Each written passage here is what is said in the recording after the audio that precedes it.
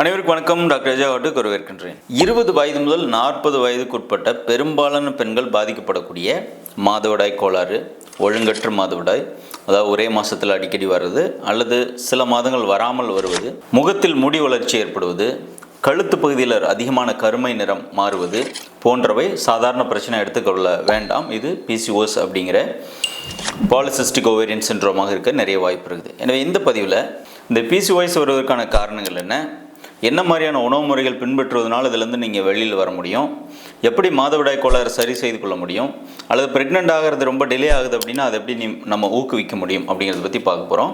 Diet, exercise and other things எல்லாமே நம்ம டீட்டெயிலாக பார்க்க போகிறோம். எனவே இந்த 20 வயதுலேருந்து 40 வயதுக்கு உட்பட்ட பெரும்பாலான பெண்களுக்கு ரொம்ப யூஸ்ஃபுல்லான ஒரு வீடியோ அப்படிங்கிறனால முழுசாக பாருங்கள். கடந்த 20 ஆண்டுகளில் PCOS அப்படிங்கிற இந்த பாலிசிஸ்டிக் ஓவேரியன் சிண்ட்ரோம் அப்படிங்கிறது கிட்டத்தட்ட 100 பெண்கள் இருக்கிறாங்கன்னா 40க்கும் மேற்பட்ட பெண்களுக்கு இந்த பிரச்சனை இருக்குது. இதில் 2 விதமாக இருக்குது. ஒன்று, குழந்தை பேரை தடுக்கக்கூடிய PCOS. இன்னொன்று, குழந்தை பேரில் எந்த விதமான மாற்றத்தையும் ஏற்படுத்தலை, நார்மலாக உங்களுக்கு குழந்தை பேர் இருக்குது, ஆனால் கர்ப்பப்பையில் PCOS இருக்குது, ஒழுங்கற்ற மாதவிடாய் இருக்கக்கூடிய இந்த 2 ஸ்டேஜில் நம்ம பார்க்கணும். இந்த 20 வயதுலேருந்து 40 வயதுக்கு உட்பட்ட இந்த இனப்பெருக்க வயதில் இருக்கக்கூடிய பெரும்பாலான பெண்கள் மென்சஸ் ஆகிறதுலையும் பிரச்சனை, அதே சமயத்தில் ப்ரெக்னென்ட் ஆகிறது ரொம்ப தள்ளி போகுது அப்படிங்கிற நிலையில் போய் செக் பண்ணி பார்க்கும்போது இந்த PCOS தான் காட்டுது. இப்போ ரீசெண்டாக திருமணமாகி 6 இயர்ஸ் ஆன ஒரு பர்சன் நான் பார்த்தேன். ஏஜ் ஒரு 25 to 30க்குள்ள அந்த ஏஜ் தான். ஆனால் அவங்களுக்கு பைலேட்ரல் PCOS, 2 பக்கம் 2 ஓவரியிலையும் சிஸ்ட் இருக்குது அப்படின்னு சொல்கிறாங்க. முதல்ல PCOSனா என்ன, இந்த கர்ப்பப்பை நீர்க்கட்டினா என்ன அப்படின்னா, கர்ப்பப்பைக்குள்ளே எந்த பிரச்சனையும் கிடையாது. ஆனால் கர்ப்பப்பை 2 பக்கம் இருக்கக்கூடிய ஓவரி, இந்த ஓவரி தான் கருமுட்டை உற்பத்தி பண்ணி கர்ப்பப்பைக்குள்ளே அனுப்பக்கூடிய ஒரு அமைப்பு. இந்த ஓவரியில் இருக்கக்கூடிய ஃபாலிக்கிள்ஸ், சின்ன சின்ன ஃபாலிக்கிள்ஸ் இருக்கும். அதில் ஒரு மாதத்துக்கு ஒரு ஃபாலிக்கிள் டாமினண்ட்டாக நல்லா மெச்சூர்டாகி ஒரு எக் அதை ப்ரொடியூஸ் பண்ணணும். இதுக்கு பதிலாக அங்கே இருக்கக்கூடிய நிறைய ஃபாலிக்கிள்ஸ் இம்மெச்சூர்டாக பெருகி ஒரு கிளஸ்டராக ஃபார்ம் ஆச்சு அப்படின்னா அதுதான் PCOS அப்படின்னு. பாலினா நிறைய, இந்த ஒன்று உருவாகிறதுக்கு பதிலாக நிறைய உருவாகிறது தான் இந்த பாலிசிஸ்ட்.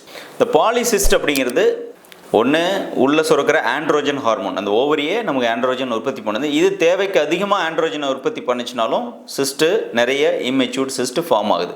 ரெண்டாவது மெட்டபாலிக் டிசார்டர், நம்ம உடலில் ஏற்படக்கூடிய வளர்ச்சிதை மாற்றம் மற்றும் இன்சுலின் ரெசிஸ்டன்ஸ், நம்ம சாப்பிட்ற குளுக்கோஸை ப்ராசஸ் பண்ணக்கூடிய இன்சுலின் ரெசிஸ்டன்ஸ் அந்த பர்சனுக்கு இருக்குது அப்படின்னாலும் நிறைய ஃபாலிக்கிள்ஸ் ஃபார்ம் ஆகிறதுக்கு வாய்ப்பு இருக்குது. மூணாவது, ஜெனட்டிக்காகவே இருக்குது, பரம்பரையிலே இருக்குது, எனக்கு இந்த PCOS இஷ்யூ இருக்குன்னா அவங்களுக்கும் அந்த மாதிரி வரத்துக்கு வாய்ப்புகள் இருக்குது. இந்த மாதிரி ஏற்படுவதற்கு நம்மளுடைய பங்கு என்ன, அந்த பர்சன் எங்கே பங்கு வகிக்கிறாங்க அப்படின்னா, ரொம்ப இர்ரெகுலர் ஃபுட் ஹேபிட்ஸில் இருக்கிறாங்க, நிறைய ஜங்க் ஃபுட்ஸ், மாவு உணவுகள் அண்ட் ஃப்ரைடு உணவுகள் அதிகமாக எடுத்துக்கிற, அதாவது இந்த டீனேஜ்லேருந்தே நிறைய இந்த மாதிரி சாப்பிட்டு பழகினவங்களாக இருக்கிறாங்க அப்படின்னாலும், ரொம்ப உடல் பருமன் அதிகமாக இருக்குது அப்படின்ற இந்த 3 ரீசனில் நம்மளுடைய பங்கு இருக்குது. நம்ம பங்கை தாண்டி உள்ளே ஏற்படக்கூடியது தான் இந்த ஜெனட்டிக்காக இருக்கிறது போன்றவையெல்லாம். ஸோ இந்த PCOS இருந்ததுன்னா என்ன சிம்டம்ஸ் இருக்குன்னா, நம்ம முதல்ல சொன்ன மாதிரி தான். ஒன்று, மாதவிடாய் ரொம்ப இர்ரெகுலராக இருக்கிறது, 2 மாதம் 3 மாதத்துக்கு ஒருக்கா தான் எனக்கு மென்சஸே வருது, அல்லது வரதே இல்லை, 40 நாள் 50 நாளுக்கு ஒருக்கா வருது. ஏதாவது ஒரு காரணத்தில், ஏதாவது ஒரு நிலையில் நமக்கு அந்தந்த மாதத்துக்கு ஆக வேண்டிய மென்சஸ் தள்ளி போகிறது. ரெண்டாவது, அன்வான்ட் ஹேர் க்ரோத், உடம்புல ஒரு பெண்களுக்கு யூஸ்வலாக முகத்தில் முடி வளராது. இப்போ இந்த ஹார்மோனல் சேஞ்ச், இந்த ஆண்ட்ரோஜன் சேஞ்சஸ் அதிகமாக இருக்குது, செக்ரேஷன் கூட இருக்குது அப்படின்னா முகத்தில் மீசை, தாடி, இந்த சைடில் இந்த கிருதா பகுதியில் இங்கெல்லாம் முடி வளரும். அண்ட் ரீசெண்ட் டேஸில் கூட நிறைய முடி வளர்ந்த ஒரு பர்சன் பார்த்தா அவங்களுக்கு ஆல்ரெடி குழந்தை இருக்குது, இருந்தாலும் அதுக்கப்புறம் அவங்க PCOS ரொம்ப அதிகமாக ஃபார்ம் ஆனதுனாலையும் ஆண்ட்ரோஜன் செக்ரேஷன் கூட இருக்கனாலையும் டெலிபரேட்டான ஹேர் க்ரோத் நிறைய இருக்குது. இந்த மாதிரி இருந்தாலும் நீங்கள் கைனகாலஜிஸ்ட்டை போய் பார்க்கணும், PCOSக்கு உண்டான பரிசோதனைகள் பண்ணிக்கிறது நல்லது. மூன்றாவது, ரொம்ப எக்ஸசிவாக, ரொம்ப அன்வான்டாக, ரொம்ப குயிக்காக நீங்கள் வெயிட் கெயின் ஆகுறீங்க அப்படின்னா கூட PCOSக்கான அறிகுறிகள் இருக்கும், நீங்கள் வாய்ப்பு இருக்குது, நீங்கள் போய் பார்க்குறது ரொம்ப நல்லது. மாதவிடாய் ரொம்ப தள்ளி போகுது, மென்சஸ் ஆகிறது ரெகுலராக இருக்குது, ஆனால் குழந்தை உற்பத்தியில் பிரச்சனை இருக்குது, திருமணமாய் சில ஆண்டுகளில் நாங்கள் ப்ராப்பரான உடல் உறவில் இருந்தாலும் இன்னும் கன்சீவ் ஆகலை அப்படின்னாலும் PCOSக்கான பங்கு இருக்க வாய்ப்பு இருக்குது. ஏன்னா நான் முன்னாடி சொன்ன மாதிரி ஒரு ஓவரி, ஒரு கருமுட்டை தான் உருவாக்கணும், அதுக்கு பதிலாக அங்கே நிறைய ஃபாலிக்கிள்ஸ் ஃபார்ம் ஆகி ஒரு ஸ்ட்ராங்காக ஒரு கிளஸ்டர் ஃபார்ம் ஆகிறதுனால அங்கே உருவாகக்கூடிய கருமுட்டை உடையிறதுலையும் பிரச்சனை, ரப்சர் ஆகிறதுலையும் பிரச்சனை இருக்கும், அது வெளியேறதுக்கும் பிரச்சனை இருந்து ஒரு அடர்ந்த சூழலை உற்பத்தி பண்ணுறதுனால எக் ஃபார்ம் ஆகிறதும் எக் ரிலீஸ் ஆகிறதுலையும் பிரச்சனை வர்றதுனால தான் அவங்களுக்கு குழந்தை பேர் தள்ளி போகுது. இந்த PCOS சம்மந்தமான ஒரு சில மூட நம்பிக்கைகள் இருக்குது. அது என்ன அப்படின்னா, ஒபீஸாக இருக்கிற எல்லாருக்குமே PCOS தான் இருக்கும் அப்படின்னு நினைக்கிறது தவறு. ஏன்னா உடல் பருமனாக இருக்கிற நிறைய பேருக்கு பிசிஓஎஸ் இல்லாமல் நல்லா ஹெல்த்தியாக நார்மலாகவும் இருக்கிறாங்க. ஸோ ஒபிசிட்டின்றது ஒன் ஆஃப் த ஃபேக்டராக தான் இருக்க முடியுமே தவிர ஒபிசிட்டி எல்லாருக்கும் பிசிஓஎஸ் உண்டு பண்ணுறது கிடையாது.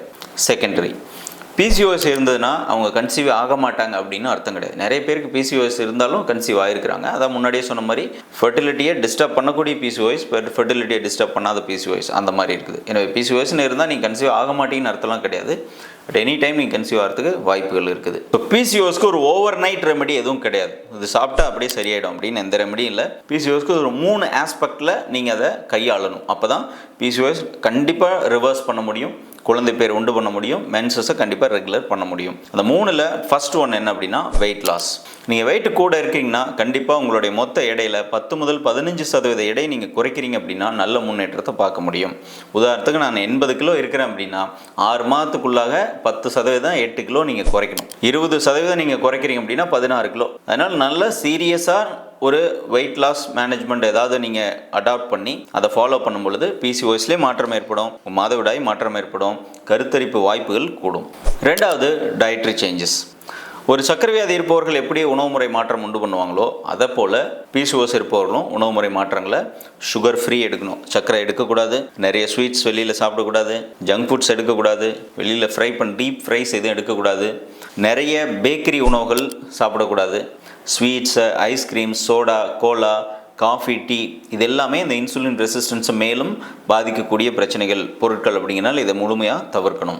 அப்போ என்ன சாப்பிடலாம், என்ன உணவுகள் எடுத்துக்கலாம் அப்படின்னா ஆரோக்கியமாக காலை உணவுகளில் சிறுதானிய உணவுகள் பெரும்பான்மையாக எடுத்துக்கலாம். இட்லி, தோசை மாதிரியான உணவுகளை பெரும்பாலும் தவிர்க்க பாருங்கள். வாரத்தில் 1 அல்லது 2 முறை மட்டும் எடுத்துகிட்டு மீதி நாட்களில் காலை உணவுக்கு சிறுதானிய உணவுகள்.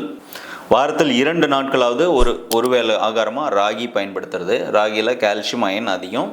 ராகி 2 வேளைக்கு பயன்படுத்துறது. சாப்பாடு எடுக்கும் பொழுது மதிய உணவுக்கு மட்டும் எடுத்துக்கிறது.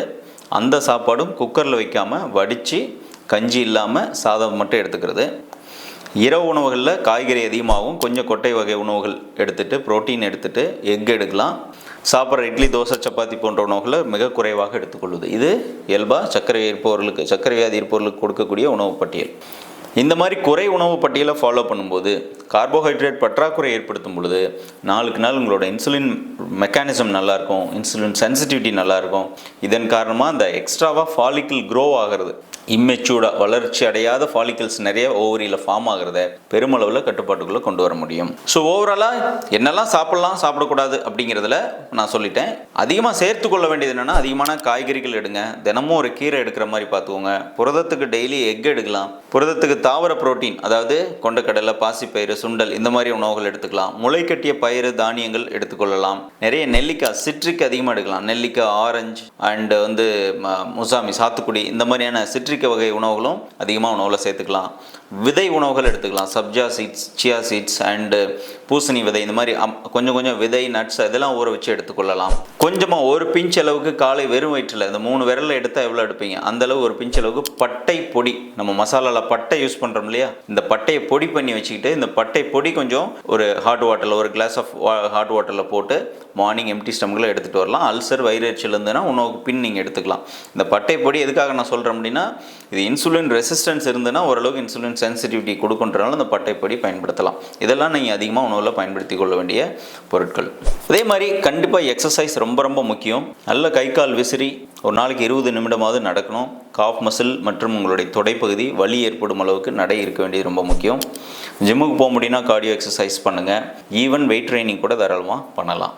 ஸோ இது உங்களோட மசில் சென்சிட்டிவிட்டி, மசிலில் இன்சுலின் சென்சிட்டிவிட்டி அதிகப்படுத்துறதுனால உங்களுக்கு இந்த இம்மெச்சூர் ஃபாலிக்கல்ஸ் உருவாகிறதுல உங்களுக்கு நல்ல முன்னேற்றத்தை ஏற்படுத்த முடியும்.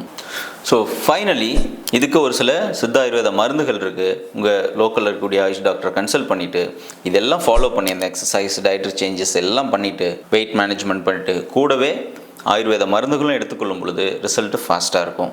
உங்களுக்கு எக் க்ரோத் பெட்டராக இருக்கும் அண்ட் இம்மெச்சூர் ஃபாலிக்கல்ஸ் உருவாகிறத கட்டுப்படுத்த முடியும். அதே சமயத்தில் குழந்தை பேரை ஆக்சிலரேட் பண்ண முடியும். ஸோ இதெல்லாம் இன்டகிரேட்டடாக ப்ராப்பராக நீங்கள் செஞ்சிங்கன்னா கட்டாயமாக பிசிஓஎஸ் 100% ரிவர்சபிள் தான். யாருக்கு ரிவர்ஸ் ஆகாது அப்படின்னா, ஒன்று ரொம்ப ஸ்ட்ராங் சிஸ்ட் ஃபார்ம் ஆகிருக்கு. ஏன்னா எல்லா பிசிஓஎஸ்லையும் சிஸ்ட் இருக்கிறது கிடையாது. பிசிஓஎஸ்னாலே அங்கே நிறைய நீர் கட்டி கட்டியாக இருக்கும்னு நினைக்கிறோம். அப்படி கிடையாது. ஒன்லி ஹார்மோன் ஆண்ட்ரோஜன் எக்ஸசிவாக செக்ரீட் ஆகுது, இம்மெச்சூர் ஃபாலிகல்ஸ் மட்டும் எக்ஸசிவாக ஃபார்ம் ஆகுது, அப்படிங்கிறது தான் பிசிஓஎஸ். அங்கே நிறைய மெச்சூர்டு சிஸ்டே இருக்குது, நிறைய ஸ்ட்ராங்கான கட்டிகளாக ஃபார்ம் ஆகிருக்குன்னா அப்போது இந்த மாதிரி ரிவர்ஸ் பண்ணக்கூடிய வேலைகள் நம்ம செஞ்சாலும் அவங்களுக்கு ரிவர்ஸ் ஆகாமல் போகலாம். அது ரொம்ப ஒரு 5% பீப்புளுக்கு தான் அந்த மாதிரி இருக்குது.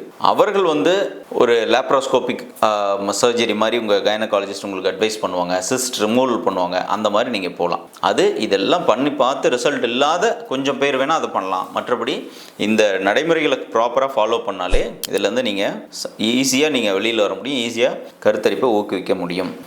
பட் ஃபைனலி நீங்கள் தெரிஞ்சுக்கொள்ள வேண்டியது என்ன அப்படின்னா, பிசிஓஎஸ் ரிவர்ஸ் பண்ணக்கூடியது தான். ஆனால் இது ஓவர் நைட்டில் பண்ண முடியாது.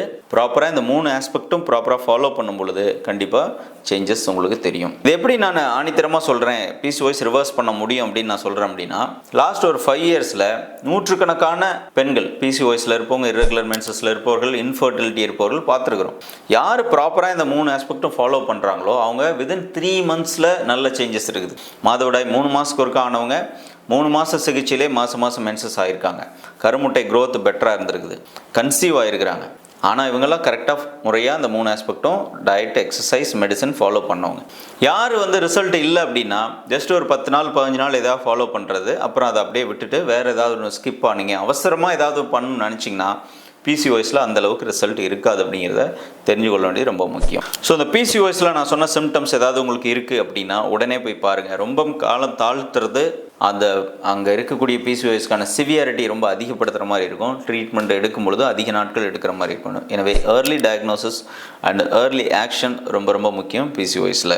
பட் ஆகாது நடக்காது அப்படின்னு நினைக்கிறத விட எதையாவது ஒன்று செய்கிறது ரொம்ப ரொம்ப முக்கியம். அது மாற்றத்தை கண்டிப்பாக உண்டு பண்ணும். எனவே வீடியோ யூஸ்ஃபுல்லாக இருந்ததுன்னா லைக் பண்ணுங்கள், உங்களோட சேனலை சப்ஸ்கிரைப் பண்ணுங்கள், உங்கள் ஃப்ரெண்ட்ஸ் அண்ட் ஃபேமிலிக்கு ஷேர் பண்ணுங்கள். பிசிஓஎஸ் ரிலேட்டடான ஃபர்தர் அப்டேட்ஸை அடுத்தடுத்த வீடியோக்களில் போட போகிறோம். கமெண்ட் பண்ணுங்கள் உங்களோட கேள்விகள் எதாக இருந்ததுன்னா. நன்றி, வணக்கம்.